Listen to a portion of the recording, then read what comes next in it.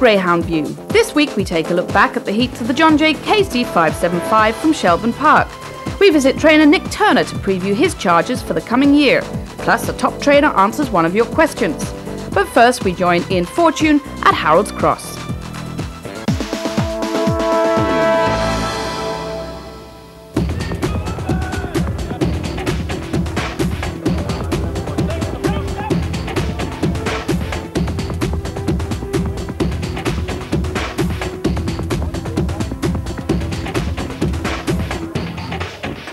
1,015-yard races are rarely run in Ireland, but tonight at Harold's Cross in the final of the Ted Hegarty Marathon, that's exactly the distance they run over. It's 2 laps at a track, an extreme test of stamina. Blue Boomer, who's been one of Ireland's leading stayers over the last couple of years, is the favourite running from Trap 6. He's really taken to the trip in recent weeks. Group Special running from Trap 2, a serious threat, though don't rule out the other 4. But first, let's take a quick look at the semi-finals of the Track Bookmakers 750 over the slightly shorter trip. The 5 runners now in traps for this 4th contest. 750 yards, 6 bends. The bell goes. In 1, Bin's Image. 2, Dainty Rumble. 3, Century City. 4, Hello Bud. 5, A Lovely Rumble. Number 1, Bin's Image, the favourite for this first semi-final of the Track Bookmakers Open 750. Behind traps and away they go. It's number 4, Fast Out, the veteran runner, Hello Bud. Number 1, Bin's Image, shows a lot of pace. Goes up to challenge on the corner. His little sister, number 5, Lovely Rumble, is close in 3rd, but heading for the stands. A circuit to go. It's number 1, Bin's Image in front. From number 4, Hello Bud in 2nd. Number 5, Lovely Rumble is 3rd. These have moved clear of number 2, Dainty Rumble. Heading into around the 4th bend, into the back straight. And number 1, Bin's Image, opening up a lead now of just over 2 lengths. From number 4, Hello Bud. Number 5, Lovely Rumble, running along nicely in 3rd. They're heading to the 2nd last bend. They're just beginning to close slightly on the leader. It's number 1, Bin's Image, still just over 2 lengths. He pulls out that bit extra again. Number 1, Bin's Image. From 4, Hello Bud in 2nd. Number 5, Lovely Rumble is 3rd. Heading towards the line. It's number 1. He's going to take it. Very close for 2nd. We leave that to the judge. No doubt about the winner. Number 1, Bin's Image. A photo finish for 2nd between 4 and 5. The time 42:08. The result of the 4th race, the winner was number 1, Bin's Image, owned by John Losty. 2nd, number 5, Lovely Rumble. 3rd, number 4, Hello Bud. Time 42:08. They're all in for this 5th race. The bell goes. The 2nd semi-final. In trap 1, Remember Pop. 2, Rockaloon. 3, Graceland's Poppy. 4, Dew Point. 5, Assisi Blonde. And in 6, we have Moving Customer. 1, 3 and 6, very much the fancied runners. Here comes behind traps and away they go. And it's number 4, Fast Out. That's Dew Point. Back from his layoff. Number 3 showing big pace to the bend. Graceland Poppy to go 2nd on the corner. Gives number 4 a little bit of a bump and moves ahead. It's number 3, Graceland's Poppy. Now number 1, Remember Pop, moves into 2nd place challenging. Number 6, Moving Customer, is very close by his standards, but heading past the 3rd bend, and it's number 3, Graceland's Poppy, open quite a gap from number 1, Remember Pop, and here moves number 6, Moving Customer, with a big run down the back straight. It's number 3, Graceland's Poppy in front. Number 6, Moving Customer, moving fast in 2nd. Number 1, Remember Pop is 3rd. Onto the 2nd last corner, and Graceland's Poppy is in front. Moving Customer is moving fast and wide as he comes off the final corner. Is still Graceland's Poppy. Moving Customer is coming after, but he's not going to get there. It's number 3, Graceland's Poppy, the winner, from number 6, Moving Customer, with number 2, Rookaloon, staying on to take 3rd, the time 42:09. And the result of the 2nd semi-final, the winner number 3, Graceland's Poppy, owned by N. Bruce. 2nd, number 6, Moving Customer, and 3rd, number 2, Rookaloon. Time 42:09. And the trap draw for the final of the Track Bookmakers Open 750 is as follows. In trap 1, Bin's Image. 2, Lovely Rumble. 3, Graceland's Poppy. In 4, Hello Bud. 5, Rookaloon, and in trap 6, Moving Customer, the only wide seed. And now back to Ian Fortune for the lineup of the Ted Hegarty Marathon. Well, the runners now going on parade for the final of the Ted Hegarty Marathon. 2 laps of the track, worth €7,500 to the winner. In trap 1, we have Recovery Mission, trained by Owen O'Neill for Cez Smith and Noel O'Neill in Kildare. This, a daughter of Tom's the Best in some dispatch, unbeaten thus far. She stays on strongly, ideally drawn on the rails and likely to contest the early lead. In 2, one of the market leaders, this one Group Special, owned and trained by Mary Kenny in Tipperary, a daughter of Vintage Prince and Sanard Sunset. Not the quickest early on, but watch her finish. She's really a stamina merchant. She'll be flying in the latter stages. In 3, Correct Buddy, owned and trained by Pat Rooney in County Down, a daughter of Arrogant Buddy and Correct and Right. She met all sorts of trouble in the semi-final. She ran a hell of a race, and she could be the value option. She's the 3rd favourite. In 4, FINUGE Rumble, trained by Chris Houlihan for James Joy in County Kerry. This a daughter of Smooth Rumble and Finno Goldstar. Reported under a cloud in the first round, she ran a hell of a race in the second round. She could go one better here, and she could be one with chances. In 5, the real outsider, Hair Oil, owned and trained by John Garrity here in Dublin, a real regular at Harold's Cross. This a son of Smooth Rumble and Pop Along Dream. The sponsors reported have laid this one at 500 to 1. There'll be some cheers if it comes home. And trap 6, the worthy favourite Blue Boomer, trained by Paul Hennessy for Keith Doherty and Alan Farrington in Dublin, a son of Smooth Rumble and Daly's Heartthrob. Looks a certain leader. He'll be very hard to peg back, and he's a very, very worthy favourite.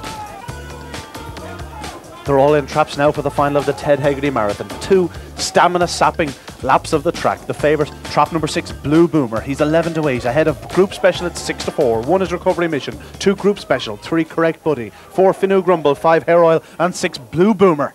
And away they go, and first to show is Blue Boomer. That was expected. Going up well in second, Hair Oil. Back in third, Correct Buddy. Group Special, the second favourite in the market. Oh, now left and third spot, Group Special. In fact, challenging for second spot. But out front, it's still number 6, Blue Boomer that leads. Number 2, Group Special, looks close in second. As is number 1, Recovery Mission in third. Further back to Correct Buddy. Around the third corner, it's still number 6, Blue Boomer that leads. An awful long way left. Number 2, Group Special in second. Here comes Recovery Mission with number 3, Correct Buddy also close. But passing the stands, it's Blue Boomer that leads. About 5 lengths in at 29.16 for the first lap. A good return on any night. Number 2, Group Special, though, closing all the while. Back in third, Recovery Mission trying to hold Correct Buddy. Here comes Group Special on the inside of Blue Boomer. Down the far side, and Group Special neck and neck with Blue Boomer. Back in third, Correct Buddy. Into the penultimate corner, and Group Special strikes the front. It's going to take a hell of a greyhound to pass this one. Blue Boomer, his run is finished. Here comes Correct Buddy. But around the final corner, it's Group Special striding clear. She stays every yard of it. She wins it. 58.32. I believe that's a track record. Blue Boomer in second and third, Correct Buddy. But what a race. Group Special, it was over early. The trouble at the opening bend really decided it. Group Special was always going to be too close for Blue Boomer. He held on as long as he could, but Group Special getting up to beat number 6, Blue Boomer. Back in third, Correct Buddy. The winning time, 58.32, a track record. Well, Blue Boomer getting away very fast from 6. He was always going to be the likely leader, but it really revolved around the type of run number 2 got Group Special, and she really benefited there at the first bend, getting a beautiful run through on the inside as Blue Boomer goes clear. From number 2, Group Special now showing second, Recovery Mission in third, but really Group Special was much closer than you would have expected at this stage of the race, and already her supporters are feeling pretty happy. Out front, meanwhile, as they come up with a circuit to go, Blue Boomer in front, Group Special motoring in second place, Recovery Mission third, Correct Buddy now putting in a bit of a run there in behind as we go into this final circuit, and look how close Group Special is at this stage. In the semi-final she must have been surely 8 lengths behind at this stage, but now here she is challenging into the back straight. And here's the interesting point, because we thought that she might go straight past Blue Boomer here, but he rallied, he stuck the neck out and really fought back strongly down towards the second last corner. And it's only here now that Group Special really started to forge ahead. This daughter of Vintage Prince and Sinard Sunset just goes ahead now, and at this stage, well, Mary Kenny knew that she had the 7,500 in her pocket. Blue Boomer gallantly running on in second, and look at Correct Buddy really staying on very strongly now in third place. But from here it's all Group Special as she comes through to win it. A very fine performance from this young staying bitch. Well, we've had a thrilling final here to the Ted Hegarty Marathon. Joe Kenny, another great win for you. Oh, sure, another great win. I'd make it. I don't have that many now, really, but you know, it's great. I didn't expect I had a bitch like her at all 3 months ago. You know, she showed to me that she'd start running on the finish of 5:25, and so I wonder would she ever stay longer, and there you saw her tonight. She's well able to stay. Ted Hegarty putting up that kind of money, you have to compete for it, and if you don't compete, you can't win it. So. Well, Mary, you're the official owner, clutching onto the trophy there, and you won't let this go for dear life. No, it's beautiful. Harold's Cross was very lucky for us. Yeah, lovely track. We'll be back again. Joe, what do you see as the future for the bitch from here? Well, the same again. Ted Hegarty was talking about a match between Blue Boomer and herself. He was expecting Blue Boomer to win the race tonight, so I don't think there'd be a match now at this stage, you know, but there's a big one in Clonmel now, I think. But Harold's Cross is great, I love it. The management here and Ted Hegarty, etc. That kind of money going up here is terrific. I mean, it's like the Titanic to look at it up there, isn't it? You're already planning for this night next year, to win it again next year. Oh, yes.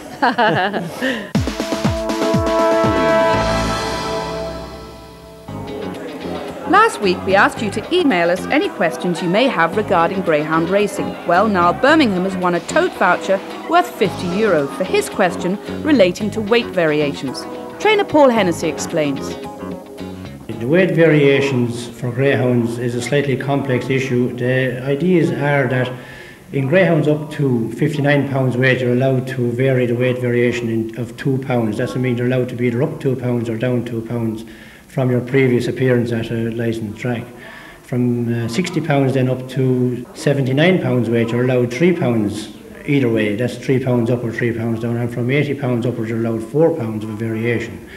Now, really what the weight variations are a guide for trainers, owners and punters alike, in that when a dog hits the premium weight, you know what I mean, that's the weight that he'll do his best run at. Say he does a 29 seconds run at 70 pounds weight, for instance. Well, then it's a guide to punters for future reference that if the dog is up 3 or down 3, well, there should be a slight variation in form. Now, the weight variation of 3 pounds in a short period of time wouldn't be a good sign if people were backing dogs. That means if a dog ran last week here at say 70 pounds weight and ran this Saturday night up or down 3 pounds weight, that wouldn't be a good sign really. But a slight loss in weight is probably a good sign that a dog is getting fitter the whole time. From a dog's first race, they're usually heavy as pups and that young dogs in their earlier races, and then their weights come down as they get fitter, and then they settle at a kind of a premium weight, and you know, they should maintain that weight then from then on. Coming up in part 2, a visit to trainer Nick Turner, plus a look back at the John J.Casey heats from Shelbourne Park.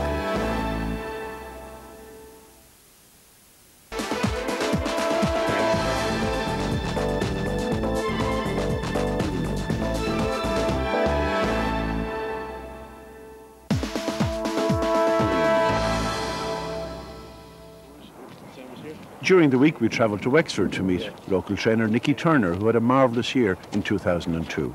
We reflect on that particular year, especially the Oak's success of Life's Beauty. But more than that, looking ahead to Nicky's prospects for 2003. Well, Nicky, it was a great year for you last year. That Oak's final must have been a great memory. It was a great memory, Michael. That was fantastic. We just couldn't believe it. Like a couple of days after, we were still waiting for someone to pinch us and wake us up. You know, it was unreal.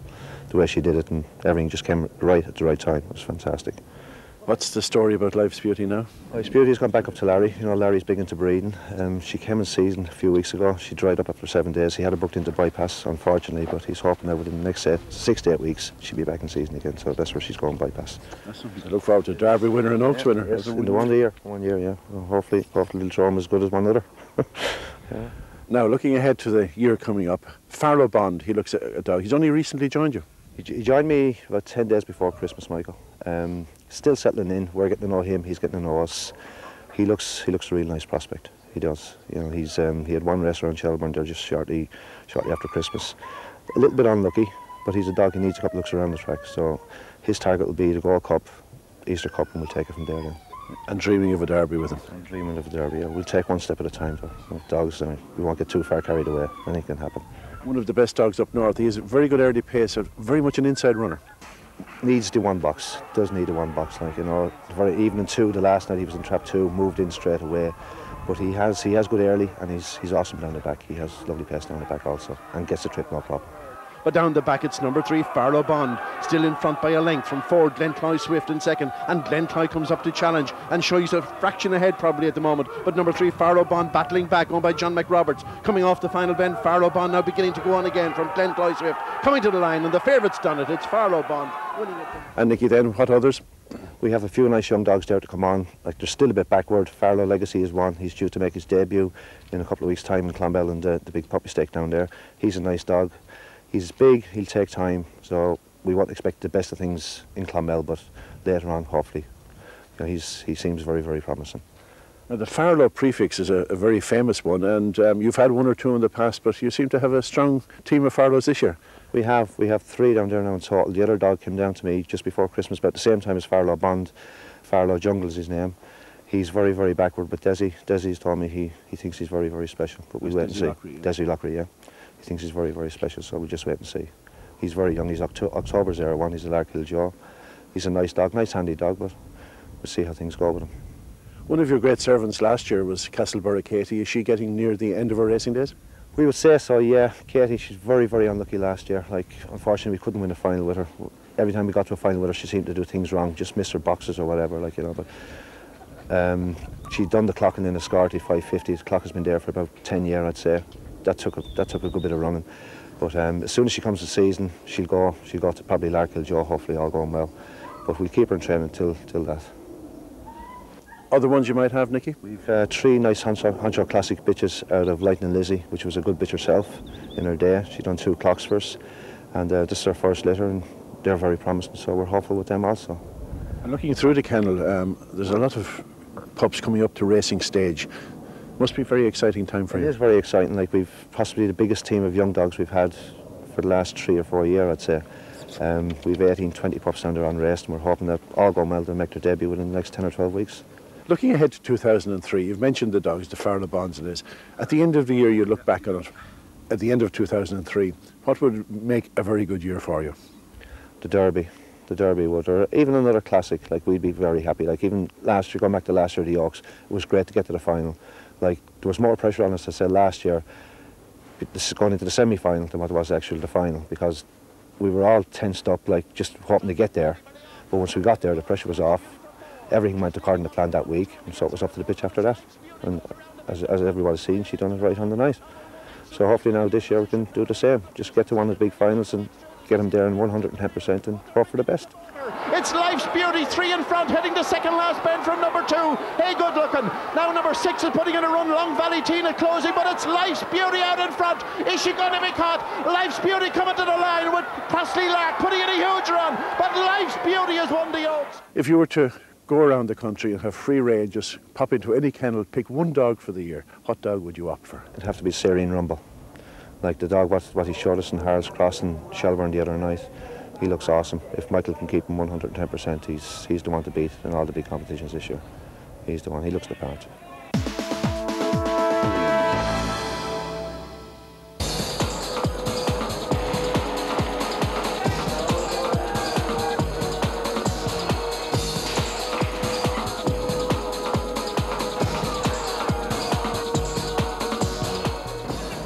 Of the John J.Casey 575 finally got underway last Saturday night. Main attractions were Serene Rumble and Late Late Show. Michael Fortune takes it up. Heat 1 of the John J.Casey 575. In 1, Santon Chateau. 2 is Killan Boy. 3, Chanters Barney. 4, Swampy Joe. 5, Backdoor Girl. And 6, Empire Nikita. Hair coming up behind traps, ready for off. And it's quite a level start. Number 3, Chanters Barney, well away, leading up. Number 4 going up well, that's Swampy Joe. Into the corner, it's number 3 in front, that's Chanters Barney. Bit of trouble there and behind. Number 5, Backdoor Girl, badly impeded. And so too, number 1, Santon Chateau. But number 4, Swampy Joe, produced a big burst of pace to head Chanters Barney, but now Chanters Barney, number 3, back in front again as they hit the third bend. It's number 3, Chanters Barney, from number 4, Swampy Joe. Number 2, Killan Boy beginning to run in third. Then number 6, Empire Nikita, but turning for home. It's number 3, Chanters Barney, being followed now by number 2, Killan Boy, running on strongly. But it's number 3, the winner, that's Chanters Barney. Number 2, Killan Boy is second, and number 6, Empire Nikita appears to have taken third. The time, 32.66.